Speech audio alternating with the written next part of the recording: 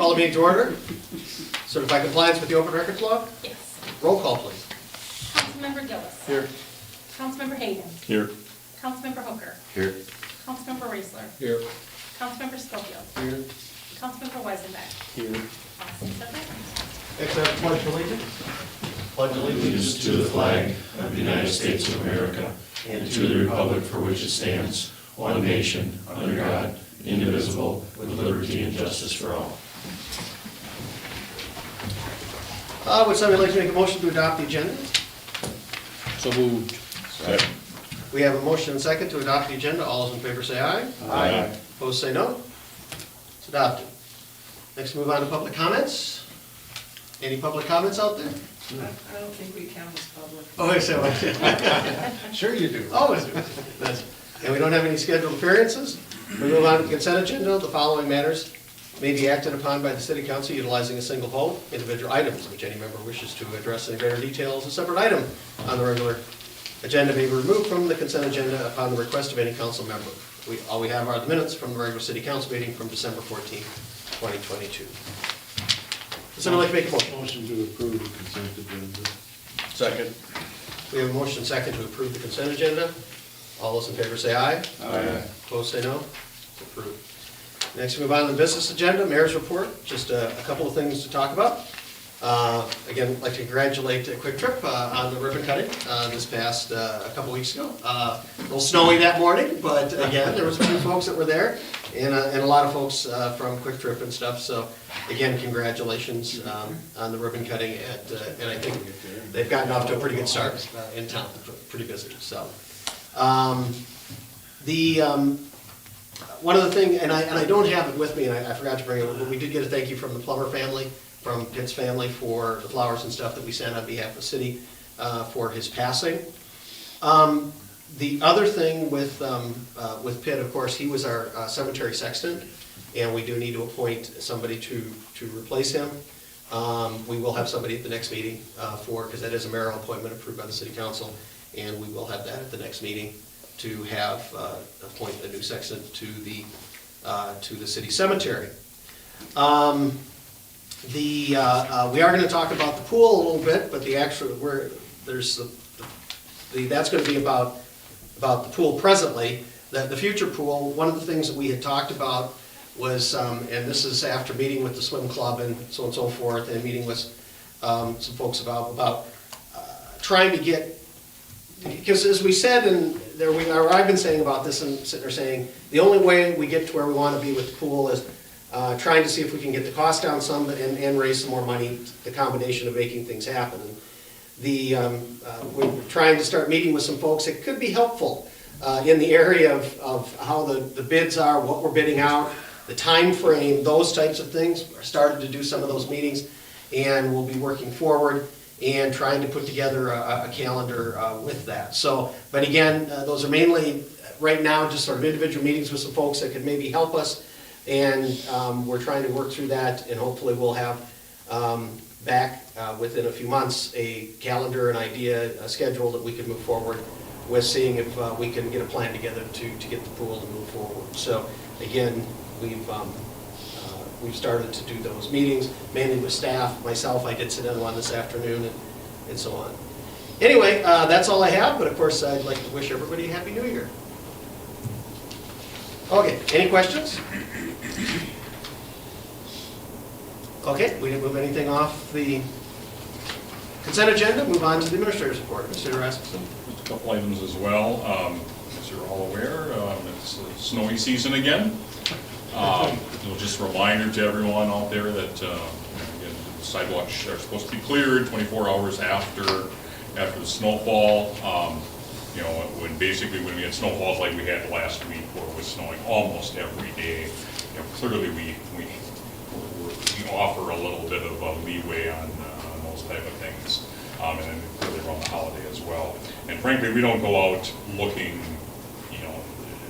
all that as much as maybe some people would like us to.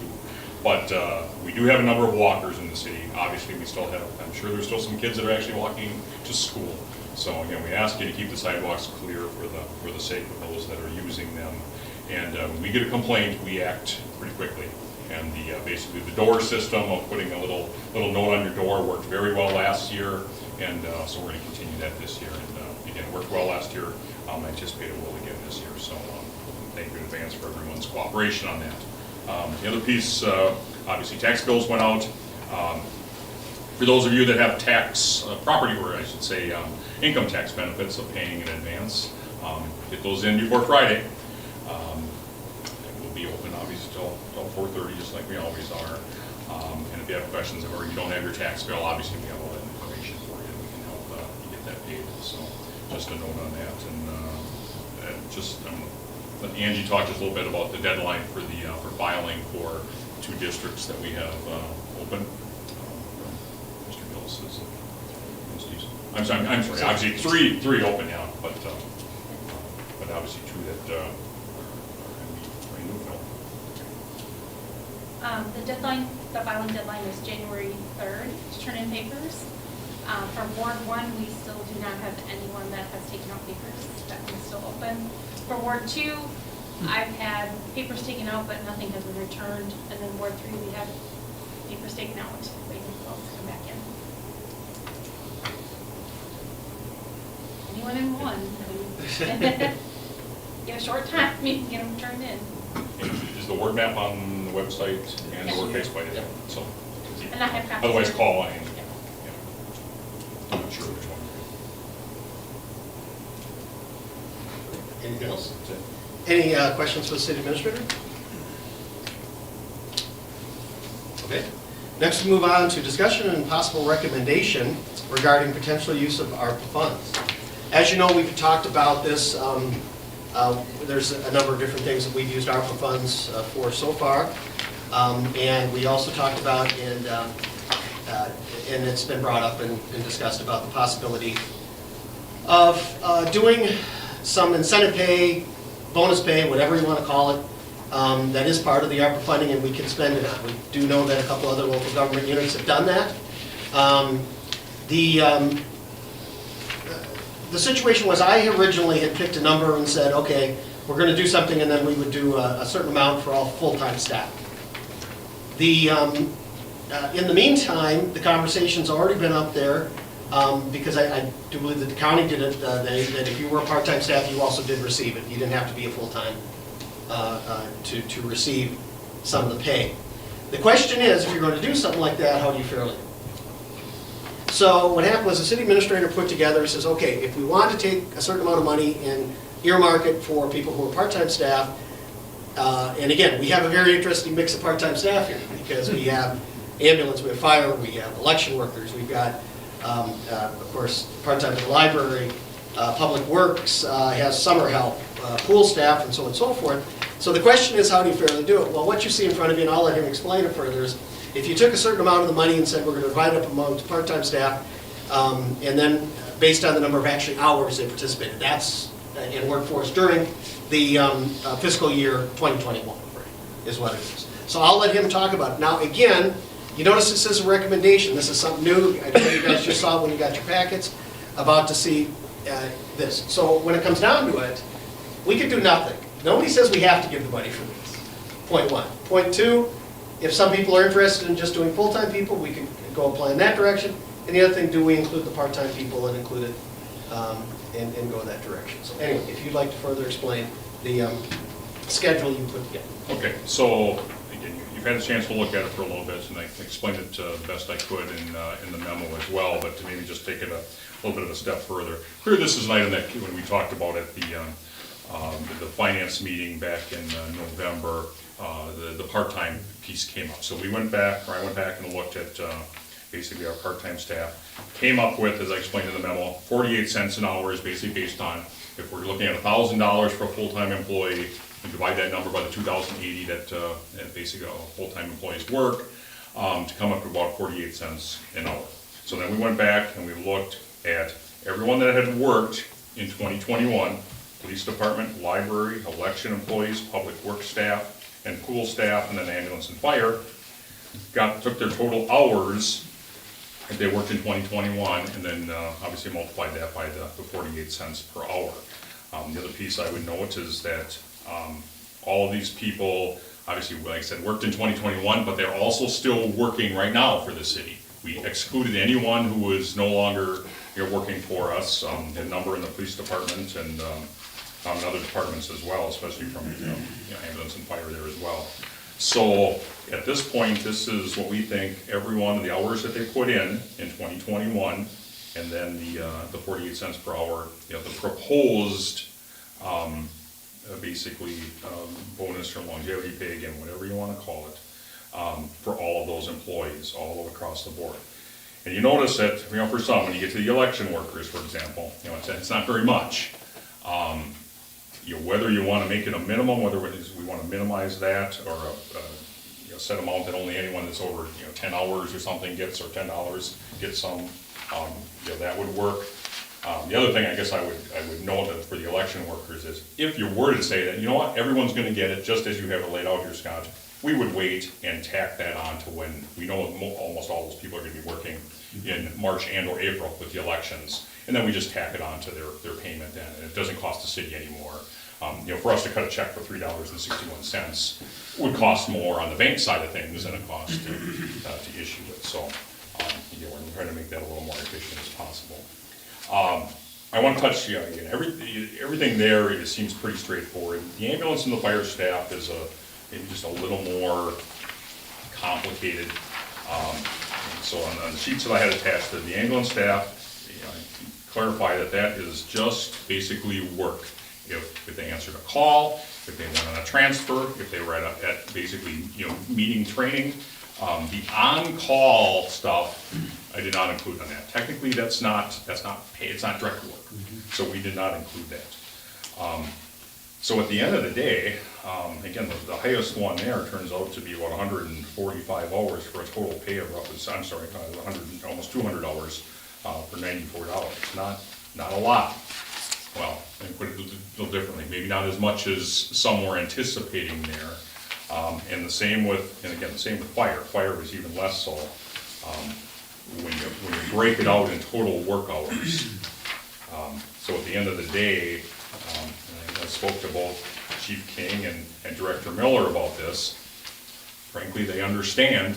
They don't like it, but they understand what it's based on and what the rationale behind it is, and the equitability. Again, it's the same for everyone, and you can look and say, well, gee, really, a pool staff member is getting more than a fire and ambulance person, but frankly, they work more hours. And that's what's presented before you. So when all that's tallied up, including the full-time employees, of which, again, we've got 13, and one is, we've included a retired public works employee, and then the newest public works employee was not here in 21, so he would not be eligible. So again, we're just at 13 employees at the $1,000 apiece, plus everything else adding up comes up to just over $17,000. From a budgetary standpoint, we're estimating we have about $29,700 remaining for ARPA funding. So again, it falls within the money we have left that we could potentially have allocated for the bonuses. And with that, I guess I'd open it up to any questions. I guess another thing on this is just one final piece is, this is probably more on the ambulance side. We have a couple people that apparently are no longer with the ambulance service that are probably on that spreadsheet. So again, we would tweak that a little bit to make sure. So at the end of the day, there's probably going to be a few people that might get bumped off this list due to that, because again, we're saying that you have to be employed at this point. How does that work for the pool staff? Well, that's a good point. I mean, so the pool staff's a little more difficult, but all of these people worked all summer. So I'm not trying to say. Oh, no, I think got they what should. you meant. No, it's just. Trying to be. It is just a little bit devil's of, advocate yeah, for yeah. people that we're gonna wipe Yep. off now, for them to come and say, well, Yeah. why is the pool staff staying? Yeah, so at the end of the day, it's like they're, They their didn't shifts officially were up. quit. I mean, they couldn't, yeah. They didn't really officially quit, that was Correct. seasonal. And the other side of this is, again, Matt and I can go over this a little bit more, but I am pretty certain that everyone that's on this list has kind of made a commitment to us over, so. In the letter you put with this, it said that you've already used ARPA pay for part of the ambulance. Yeah, and On-call and, pay? yeah, thank you for bringing that up, Don. That's, I guess it's another thing that, that makes ambulance a little bit different. So recall back in effective May 1st, that, I'm sorry, so we changed for those on-call people that were getting $2.75 an hour, we raised that to $55 an hour, an additional $2.25, using ARPA funds. So at the end of the day, if an ambulance member wants more ARPA funding, all they have to do is put in more on-call, and they're getting that, those additional funds anyway, from the $2.75 to the $5, so.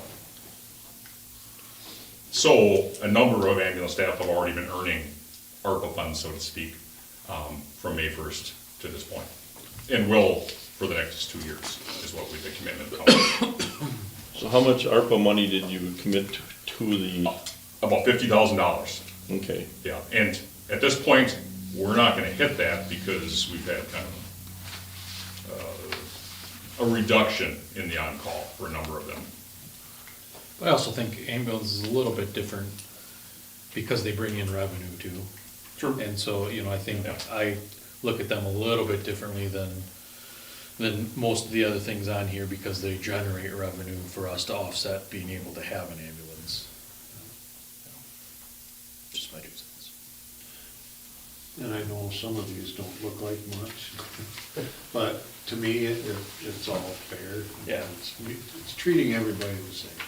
Whether you're somebody that works a couple hours a year, or you're somebody that's working 40 hours a week. Yeah. How much do we have left in funds? If we were to use this 17,000 Travis, we'd have roughly 12,700 left for whatever else. And I'm sorry, just real quickly. So we used 8,700 for the Prospect Street crossings that was split with the school district. We had the $50,000 that we estimated for ambulance on-call pay, and then $100,000 in the 2023 budget for the SCADA system is what we've used of our $188,400 that was allocated to us.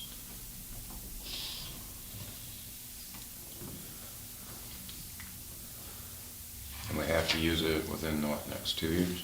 Within, basically within the next 2 years. So, a couple of things, and I'm actually gonna throw one more thing in here for consideration, okay? I had said about the choice of doing, do nothing. Technically, we don't have to spend the money to do this, that's one option. The second option, as I said, we threw out the idea, just to go full-time staff, we're gonna do the $1,000 for everybody who's full-time staff. Option number 3, this thing here, we're gonna come in and say, okay, we're gonna just base it on the hours, and we're gonna put a little extra money in the pot here, of this money, and that's what everybody would be wanting to do. The only other thing, unless there's somebody out there sitting there saying, oh, come on, don't insult me with $3 and so on and so forth, you do a minimum, everybody gets at least $25 or $50 or whatever the number. We could afford to do that. It's gonna cost more money. But it's just to throw it out there as a possibility on the table for discussion, if somebody is interested. So I will throw those 4 potential options out there. I like that idea. My only concern is the naysayer of the person that's sitting at, they've worked, whatever it would be, 50 hours and is getting 26.50, and then they got this other person that works next and that worked 1 hour, and now they're getting the same. Are they gonna? And that's fair, as I said. Right. Throwing it out there. for But discussion. I would think over $25, is somebody really going to, I don't know. You never do. I guess we Don's could. giving up his dollar. $2.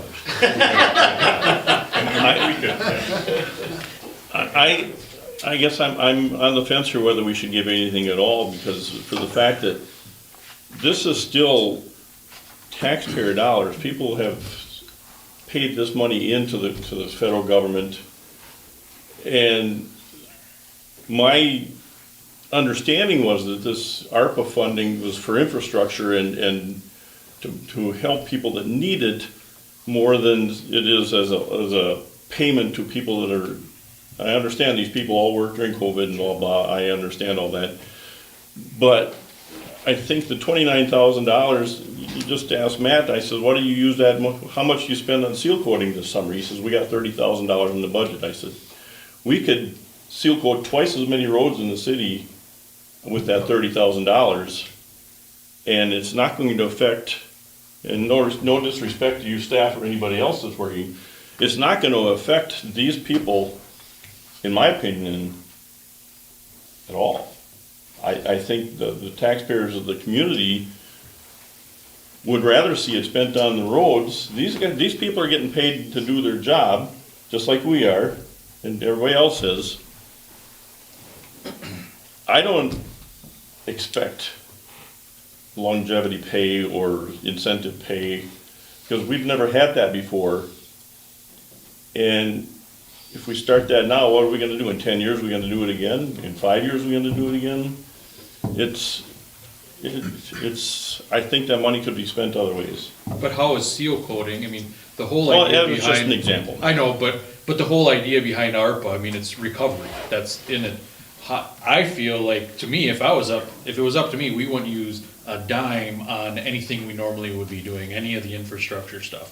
How does that have anything to do with recovering from the COVID pandemic? So I think this needs to be, you know, kind of like the county did, and maybe I'm a little biased, but we know kids are hit with huge mental health, so we're using a good chunk for the county money to have a social worker that can be in the schools and helping these kids.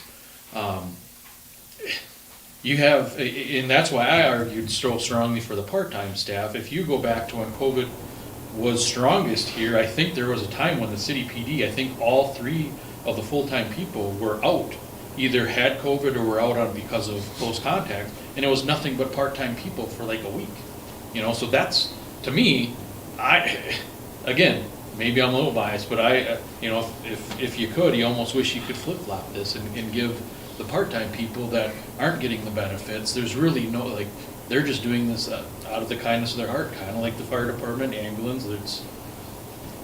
I think you absolutely have to give something to these staff, to thank them for coming in during those times. We had staff that left the job because they could go on unemployment and get an extra $300 and some a week, which was COVID benefits. I mean, it's same thing. You know, anybody that's asked me, you know, when the county did it, I wasn't for it. I don't think any of the money should be given. These people, they were working, they were employed, a lot of them were in less contact, or not getting out of their vehicles.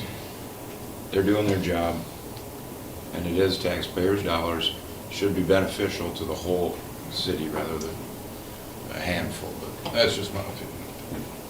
Obviously, if you're gonna disperse the money, this seems like the proper way to do it.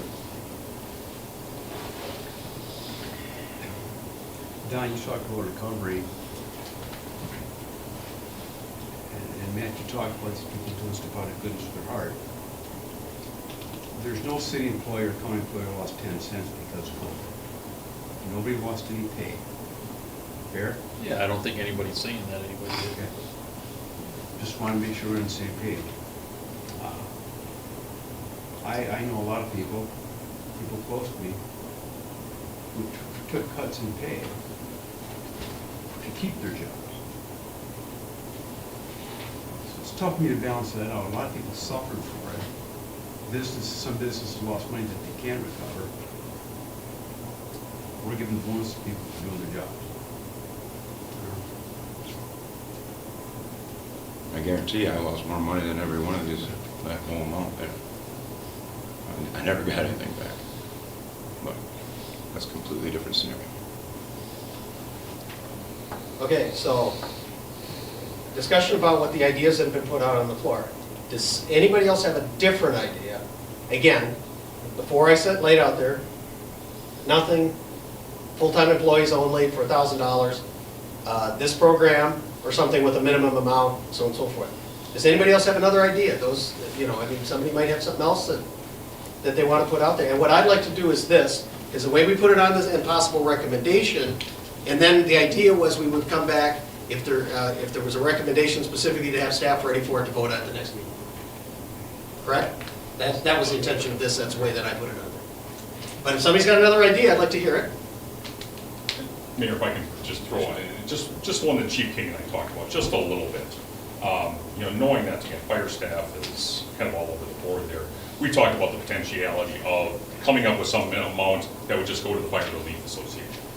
in basically everyone's name, so to speak.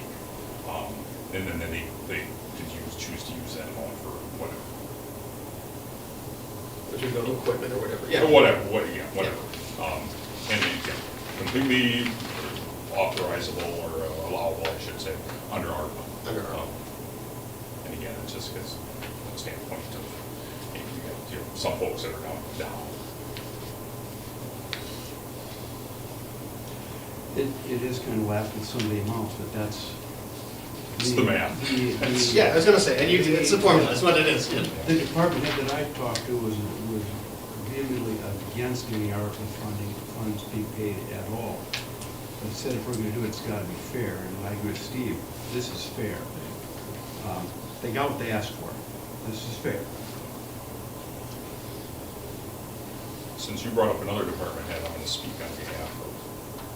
Fair to say that I was never a big proponent of this. As soon as it came, I mean, back to your point, I mean, it was one of the 5 categories that was specifically included in the ARPA funding, was premium pay for employees. And as soon as I saw that, I was like, that's going to be a mess. I've been involved in some of those, and not to say that it's not deserved, but it's a mess because frankly, it's public. We all know people that work at private companies that get bonuses, and oh, that's all good, because nobody knows what anyone else got. So in the public sector, when you look and say, well, my goodness, I'm only getting $1, and you know, that tends to cause some issues. However, when both the school district and more so the county, people that we know we're competing with for jobs, and we just recently went through an item with our police department to make sure that we're keeping the quality people that we have, because we know how things are like out there. As soon as that came out, and I'm not going to sit here and say that I'm a proponent of this now because the county did it, but we got to keep up with the Joneses, quite frankly. And we're not asking for the same level that they were at. Again, there's 2,200 per full-time employee. We're looking at 1,000. Our scenarios are the same, or the mathematics of everything with the part-timers, as we noted, is the same. So again, this is what it comes out to be. On behalf of all of these people. Plus, they got a little more funding. A little more funding. Well, clearly, yeah. So anything. But also, yeah. I'd like to say the county was keeping up with the Joneses. Well, exactly, yeah. We were actually, so our Pepin County Sheriff's Office, when we got it with the county, I think we were one of the only sheriff's offices in this region that, we were playing catch up. A lot of, the St. Croix, a lot of those counties had huge bonuses, like right at the start of the pandemic, trying to convince everybody to, be okay with coming into work, so. I'm sorry, you're saying other counties were paying people bonuses, Bedford isn't it? Absolutely. Just to come to work? Yep. For like law enforcement, emergency services, absolutely. And private businesses were too. There was federal funding from the federal government to give COVID bonuses and COVID hazard pay. So my wife, who works at a nonprofit, she was getting, I don't know what she got, but they're a nonprofit. They were giving bonuses to staff, so.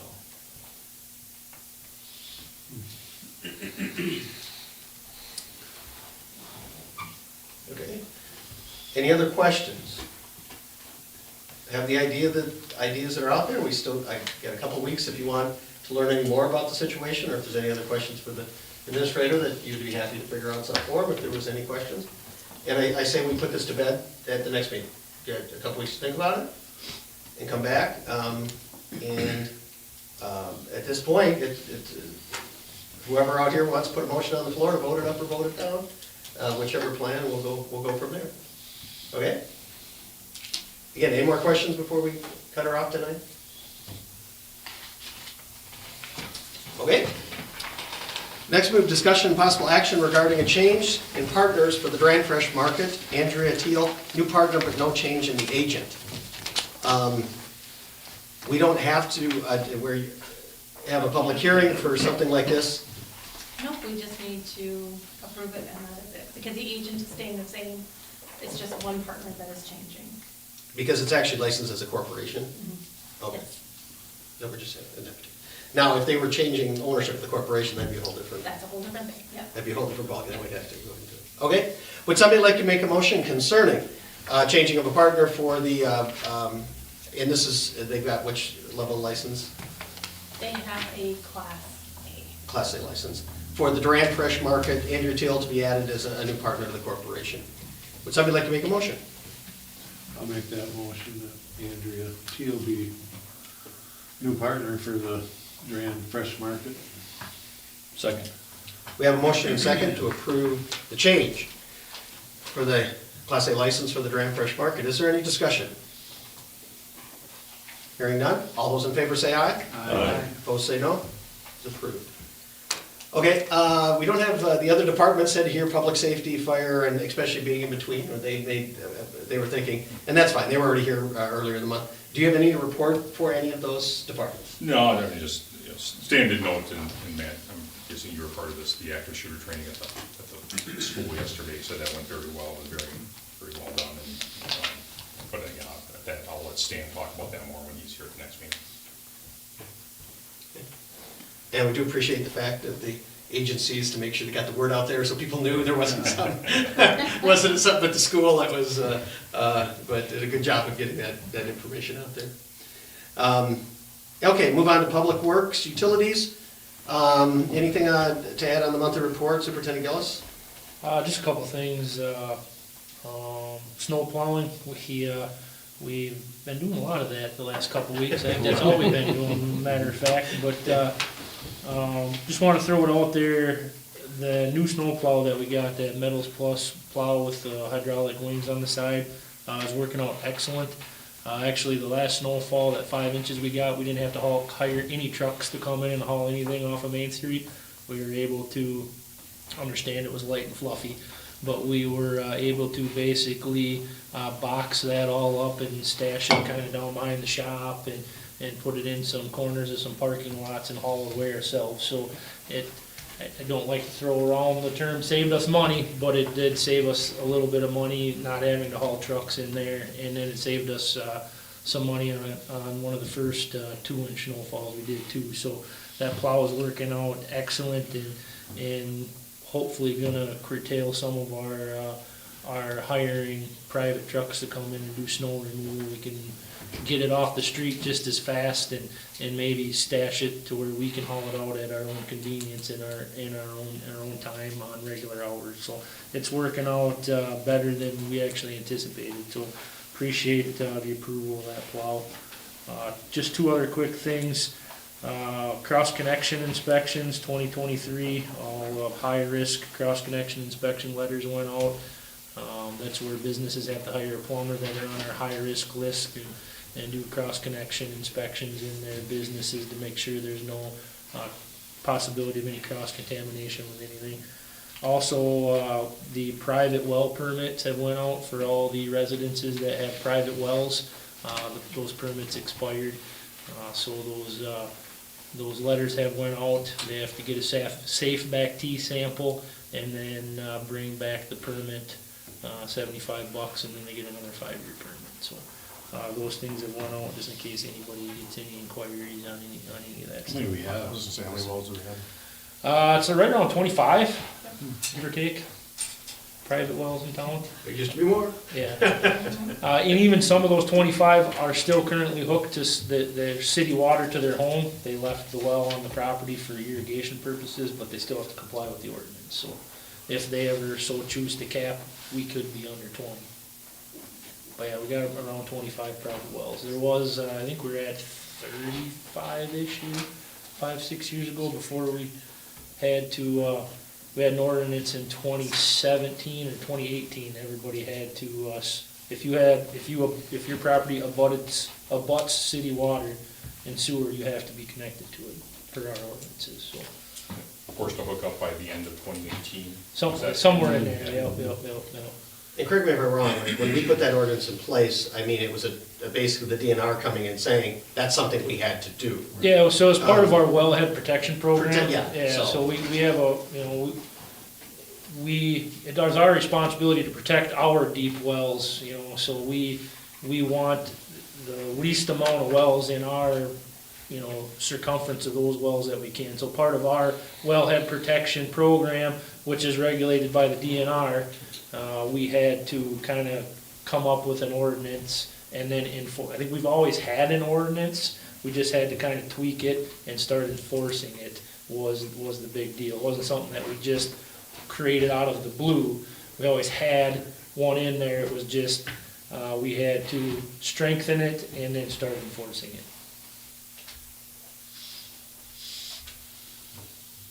Other than that, unless you have any questions, that's all I got on that topic. Any questions? I also had the city administrator right before the meeting, and we did sort of have this burst of expense because of the snow plowing, but budget-wise for the year, we're still.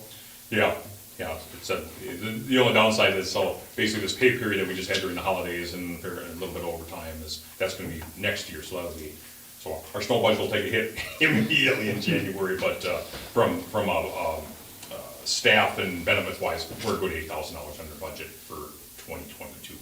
And it's got some costs yet for salt. Yeah, we gotta pay for our salt hauling, yet yeah, this but- year and stuff, which will be right around that $8,000, so we should be pretty close to even. Is that including didn't you take 7,000 off the slides for that, or did you put that on next year's budget? We took that out of street maintenance. Yeah. We thought we could have covered, and obviously, again, we could have covered it during snow removal as well, but Matt found some other money as well, so. Any other questions for Public Works or Utilities? None, we move on to update about the current swimming pool. I had requested that staff put together a quick summary of where we're at as far as making a decision about opening the pool for another year, because we do have some things that would need to be done. Tonight is just sort of a discussion and a presentation of that information to see where we were at, and then coming up in the next month or so to make the decision. Two things that we got to be to make the decision. Obviously, we need to tell staff what our situation is so they can do other things for the summer if that's going to be the case. And of course, if we are going forward about getting a new staff, as we usually have to do every year. And then of course, if we have to order anything, equipment-wise, obviously, Matt would need to know that so we could move forward. So if, I don't know if you want to start and go ahead and just to say what, we have some certain things that we would have to do. And before he gets into it, just remember, we always had that, we always have regular maintenance budget for the pool, which we did put $15,000 in the budget and so on. But we always had the thing, if we have to go above and beyond, there was that $10,000 limit, which has been a resolution that has been passed for a number of years by this council, just so you have those numbers in your head as we go through this. So if you'd like to talk about what needs to be done. Yeah, so if you guys can remember when we shut the pool down, we had, we did a very good job of limping the pool through in 2022 with the anticipation that we were gonna be building a new one, and we wouldn't be open for 2023. So some of these problems occurred, in 2021, but we just kind of limped them through and as best we could in 2022. So we have, we need a new chlorine pump. Our chlorine pump completely died out on us at the end of this last year. We put some new rebuild kits in it, but towards the end of the year, we were dumping 5-gallon pails in to try and maintain our chlorine efficiency. We need a new impeller for the pump. The pool by state code has to have a recirculation rate of north of 600 gallons per minute. We were hovering around that 540 to 580, somewhere in there all summer, again, just kind of limping it through for that. My belief is we can achieve that with a new impeller. If we can't achieve that with a new impeller, it's a new motor. That is a lot larger task because that is a special designed motor for the housing of the pool. It ain't like we're just gonna go to Eau Claire to get a ball door motor or anything and hook that up. That's a specially designed housing around that motor that bolts into that volute. So we believe we can achieve that with a new impeller. We also need new ladders around the pool. Had we had 3 of them completely bust and break. They're just aluminum, so welding and repairing them is pretty difficult. And then also we have the furnace issue, the main boiler that heats the pool. We were maintaining an 84 to 86 degree pool last year. The unfortunate side of that is we used about $8,000 to $9,000 worth of natural gas when we normally only use about 2,500 to 3,000, maybe 3,200 is the highest I've seen over the last few years. So we doubled or tripled our fuel consumption. The furnace is just that inefficient. The burners are pretty much shot to the point where it's not burning the fuel properly, and we're using more fuel than we need to be using. It's just basically exhausting out. So with that being said, we also have, at the end of last year, if you remember, I said within the last week we had P-rock showing up in our surge tank and then blowing out into the front jets towards the bathhouse of the swimming pool. As well as there's a lot of other plumbing leaks, right? There's lots of little drips and stuff in the mechanical room. The showers are shot, they're only like half the shower heads working, things like that. So for what I'm looking at tonight, what I come up with is the top 4 things to fix would be, again, the chlorine pump would be about $2,000. The impeller for the pump would be $1,200, and pool ladders would be $1,000 a ladder, so about $3,000 to fix the pool ladders. And I talked with Hurlberts on the furnace, and we think we can get that some new burners and cleaned and up and running for an approximate $5,000. If we get in there and we need blower motors, could be a little bit more than that. But we won't know if we need blower motors until next year when we go to fire it up, if the ones up there are working or not. But we know for sure we need burners.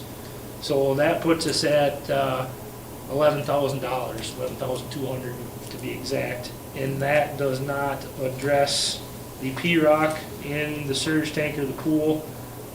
For those of you that have been on council, we have a current resolution passed that we don't dig the deck.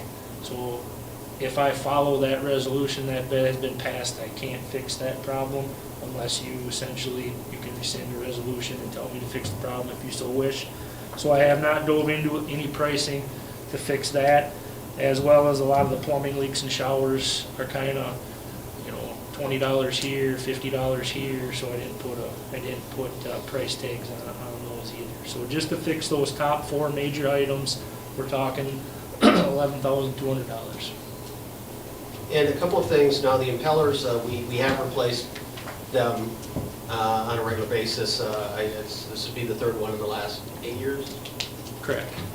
And to do that, the last time we dug the deck, and how many years ago was that? 15 or 16? 16, and we ended up doing some repairs in there at that point, and so we did, and can't remember how many panels or how many square feet we had to take out of the deck to do that. We took the whole front half of the pool basically from the bathhouse to the edge of the pool for the whole width of the pool. We fixed 2 recirculation lines and 2 pressure lines. And then we had to do some patching of the surge tank as well. The problem is you don't know where the Yeah, I don't know. gravel's where- coming in, so you don't know When where- you start digging the where- deck, yeah. that's the thing. I mean, we can find that out. Like I can hire a company to come in and do like underground leak detection type stuff. We can pressurize the system with air, and we can come up with a generalized idea of where it's at. But again, that's a cost, right?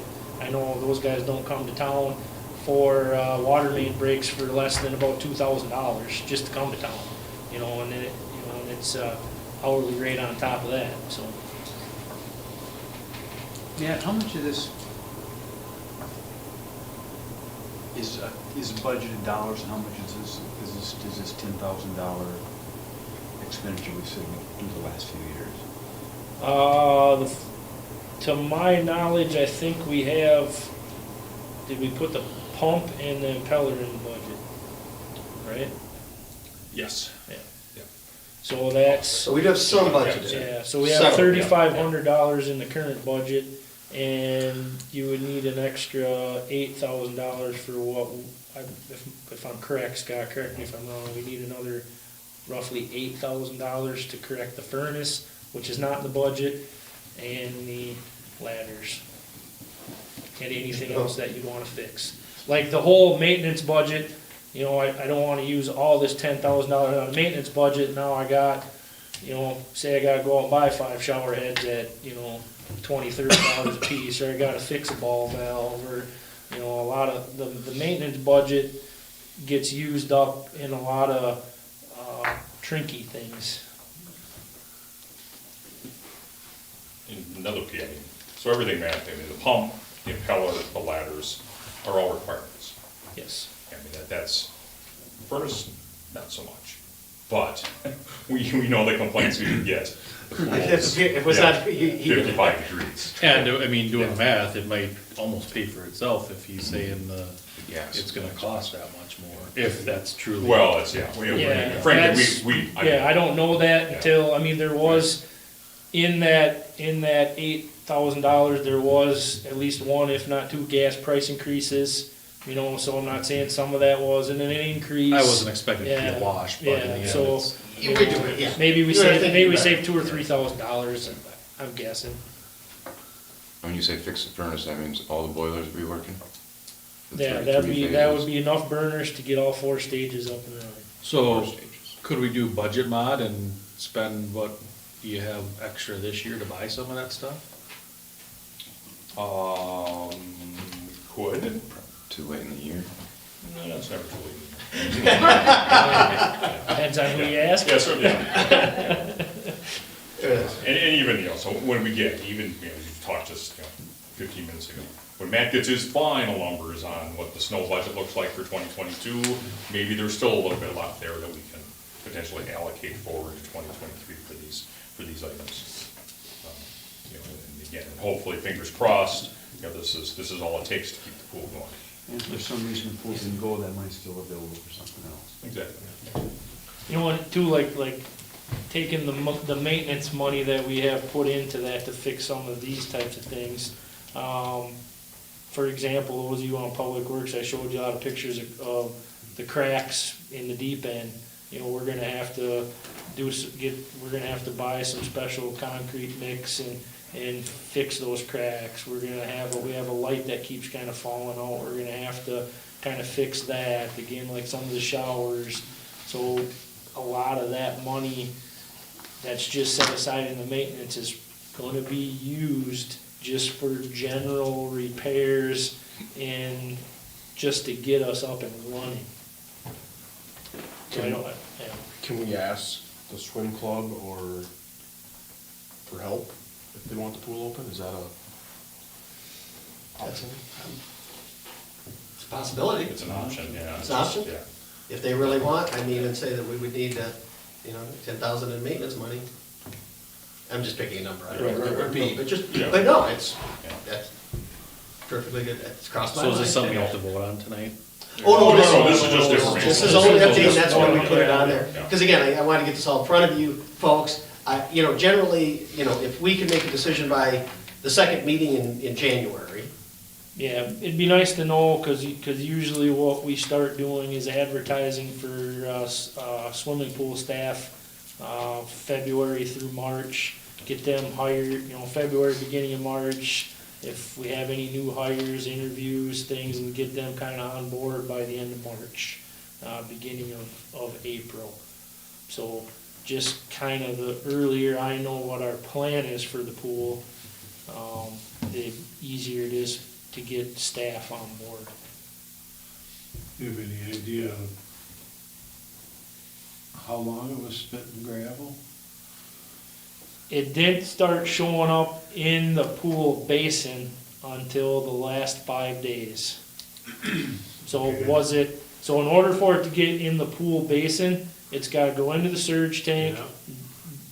We have cinder blocks around our inlet, so it's gotta get through those cinder blocks. And it's gotta get up through the pump, through the impeller, through the filter system, and out. So, Was Could- there, was yeah. there a lot in there, Matt, or? just one, I know I got a picture. Because I know last time there was quite a bit. There was a, in the surge tank, there's probably a wheelbarrow or two tops.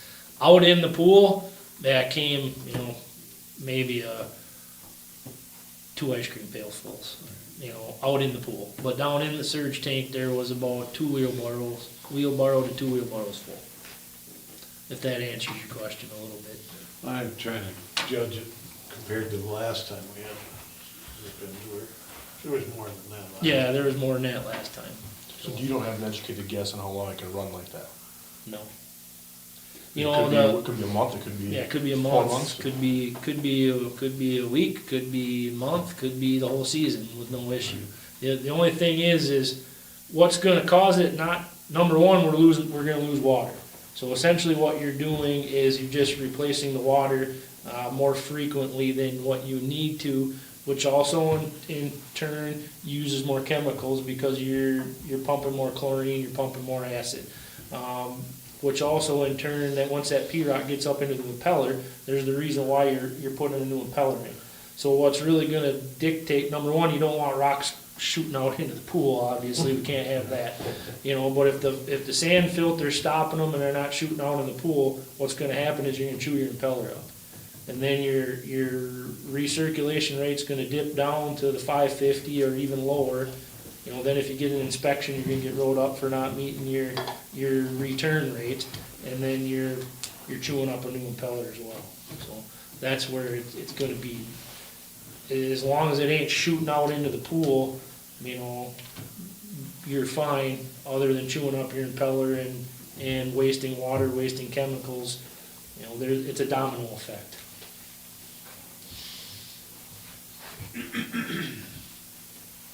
Okay. One thing on the furnace too, as Scott and I have had many conversations over, the furnace is not a code, right? Well, I shouldn't say that. There is a code that you have to keep it at above a certain degree. But to not have a furnace at all, this water is not gonna ever get above 70 degrees, and you'd be lucky if you get to 70 degrees, right? Because you're putting, with the water I just said we're losing, we're putting 10 to 15,000 gallons of 45 degree water into that pool every single day. So there's no way the sun could ever, or the ambient air will ever heat that up. You'd be lucky to hit 70 degrees if you don't have a boiler of some sort in operation. And we will all I don't think any of us here really want to swim in 60, 65 degree pool water. We do in a lake. Let's do it in lakes. Well, yeah, Yeah. I understand that. We know there will be many complaints, and it's not ideal by the stretch.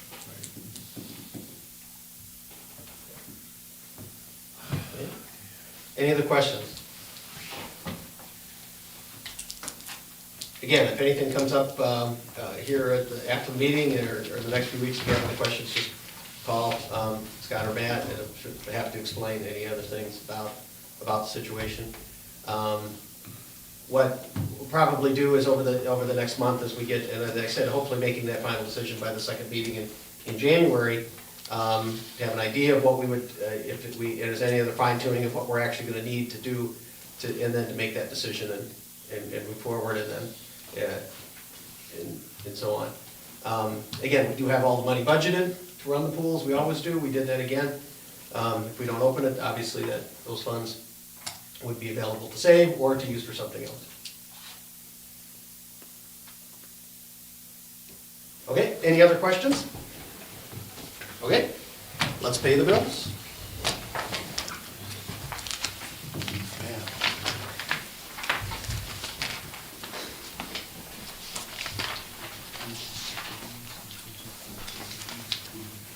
We have a problem with everybody. Type 3. specifically. Is that from when you did cleanup? No, that's. I actually already asked. This is by the one. I have not looked at it. He was all new. Oh, okay, wow. Well, that's what I took today. I have, it's big education, first, I'm off all week. I knew that, so. My computer's home, so Yeah. I'm on it. But no, that's, I understand what you're talking about. I got it down here. In fact, today's PTO day gets me below. I'm not gonna lose it on January 1. I was gonna lose about a day's We would have vacation, did so. it, been the whole length, you know, 'cause you can see we haven't even touched any. When I talked to your place, So this was this guy. Trying to clean the driveway. That's what I wanted to, that's why I wanted to ask.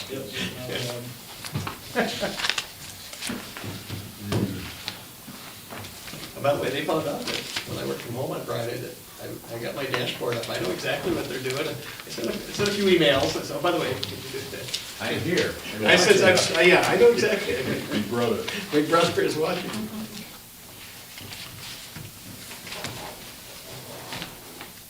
Was that the first snowfall, Steve, or the last one, or? I think it was this last. Don't want to I go. talked to him Yeah, they do. last week. I'm sorry.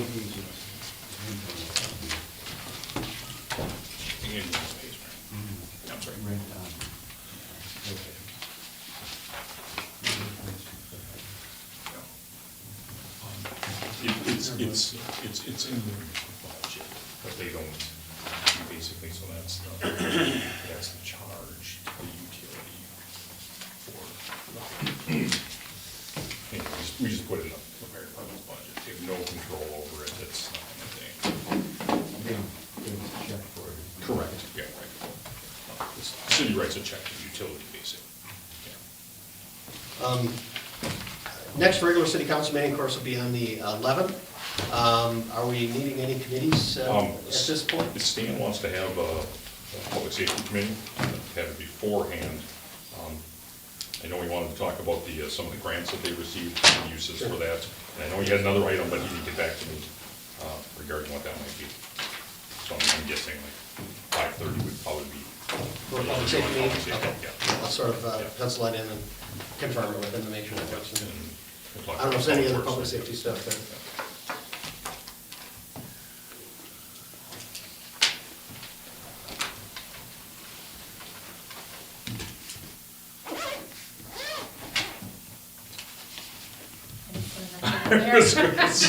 Pretty good. Put the big stack over here. It's time to stack it. Very well. Would somebody like to Well, make I a was motion? talking there at the beginning. Yeah. Somebody like to make a motion to approve the vouchers? So moved. Second. We have a motion and second to approve the vouchers as presented. Roll call, please. Councilmember Hooker. Yes. Councilmember Raisler. Yes. Councilmember Gillis. Yes. Councilmember Hayden. Yes. Councilmember Weisenbeck. Yes. Councilmember Schofield. Yes. All six in favor. Are there any other future agenda items anybody would like to bring up? Just on that thing, I know we had talked about the grant we received about the removal of the ash trees. What's our timetable on that? Have we, you guys sort of kicked that around yet? No, I plan on starting that process when I get back. And doing that, so, okay. Just, Thank you. We clearly have the whole year to use, but clearly we don't want to wait for the end of the year. so, yeah, let's be able to do that. And I'm assuming most people like to do the work during the summer. Yeah, right, yep. They have to do that, so, Yep. okay. Working. Any other questions? Any other future agenda items? If not, would somebody like to make a motion to adjourn? So move. Second. We have a motion and second to adjourn. All those in favor say aye. Aye. Opposed say no.